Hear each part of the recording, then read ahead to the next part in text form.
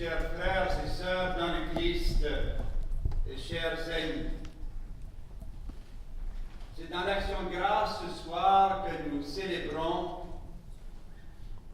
le 125e de la présence de la Vierge parmi nous en ce lieu particulier.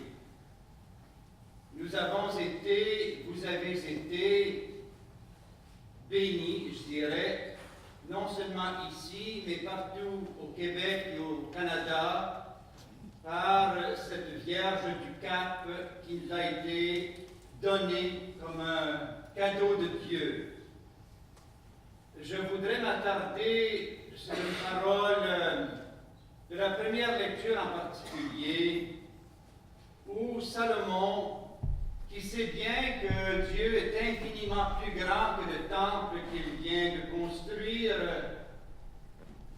il sait que le ciel et la terre ne peuvent contenir Dieu lui-même, mais il demande à Dieu de venir habiter son peuple par sa présence dans le temple qu'il vient de construire.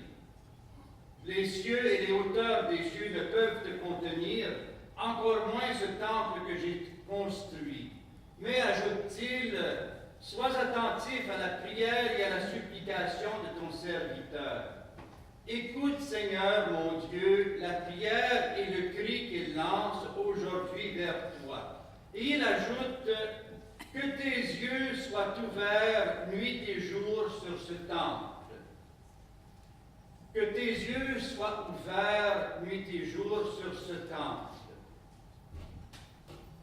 Cette expression qu'on retrouve à plusieurs endroits dans la Bible, que tes yeux soient ouverts sur nous, porte ton regard de miséricorde sur nous, c'est un petit peu la même expression, c'est un petit peu deux expressions qui sont synonymes. À chaque fois que les psalmistes en particulier implorent Dieu de porter sur eux un regard de miséricorde, ils veulent dire que tes yeux soient ouverts sur nous, nuit et jour, apporte-nous, viens nous secourir, apporte-nous ce dont nous avons besoin.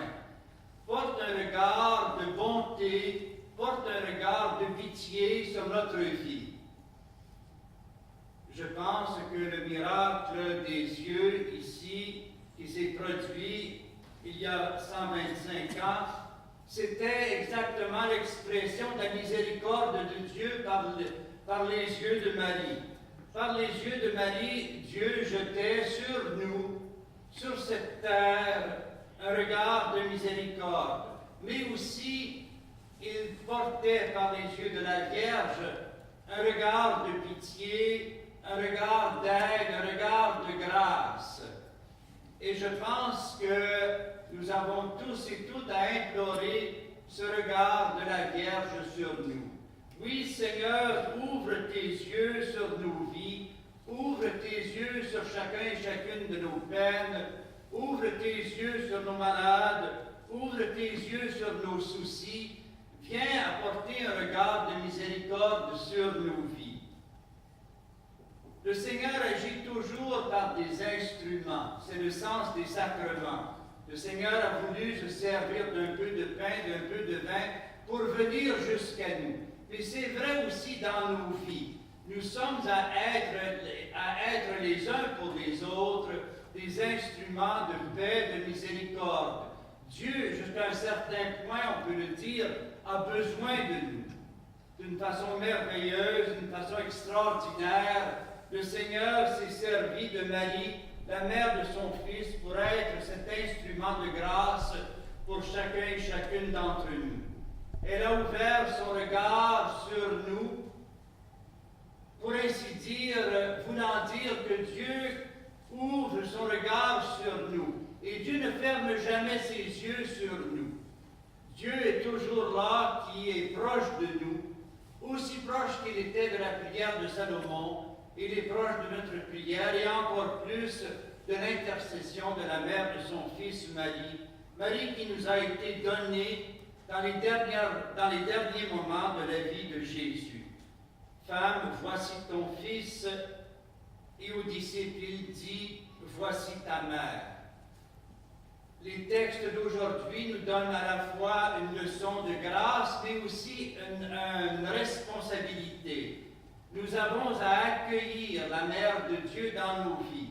Et ce faisant, nous accueillons les grâces de Dieu. Mais les grâces de Dieu qui doivent être partagées. Nous avons chacun et chacune d'entre nous reçu différentes grâces, différents regards de Dieu, je dirais, mais ce regard de miséricorde qui a été jeté sur nos vies, il doit être partagé avec les autres.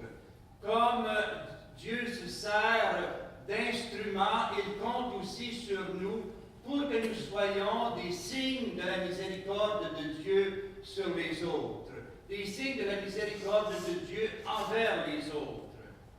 Dieu, bien sûr, peut agir sans nous, mais la volonté de Dieu est telle qu'il nous donne cette responsabilité, d'autant plus que nous avons cette responsabilité comme fils et filles de Dieu de par notre baptême. Je disais, ma dernière confirmation avant l'automne, qui était il y a 2 soirs, je disais aux jeunes, tu n'es pas n'importe qui, toi, tu es un fils de Dieu, tu es une fille de Dieu. Et comment cela? Parce qu'à ton baptême, tu as reçu la vie de Dieu. Et il te donne son esprit pour être le témoin de Dieu. Et ça dure toujours. Nous devons raviver ces grâces parce que nous ne sommes pas faits de bois. Nous avons un cœur, nous avons un esprit et nous avons une liberté et une volonté avec lesquelles nous pouvons dire oui à Dieu. Mais Dieu a pris ce grand risque qu'en nous donnant cette liberté, nous disions non à Dieu. Et ça, encore une fois, ça me donne des frissons à chaque fois que j'y pense. Nous pouvons dire, parce que Dieu nous invite à répondre librement à son amour, comme il nous a aimés librement. Nous ne sommes pas des marionnettes, nous sommes des fils et des filles de Dieu. Et nous sommes en plus des fils et des filles de la Vierge Marie, de par le don qui nous a été fait le vendredi saint par le Fils de Marie en croix.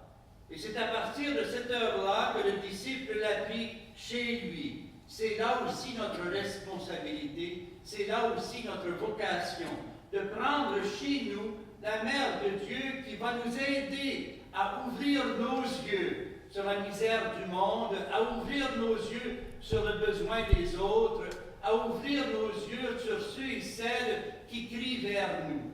Oui, Seigneur, ouvre nos yeux à la misère des autres, ouvre tes yeux à notre misère, mais aide-nous en plus à ouvrir nos yeux sur les autres.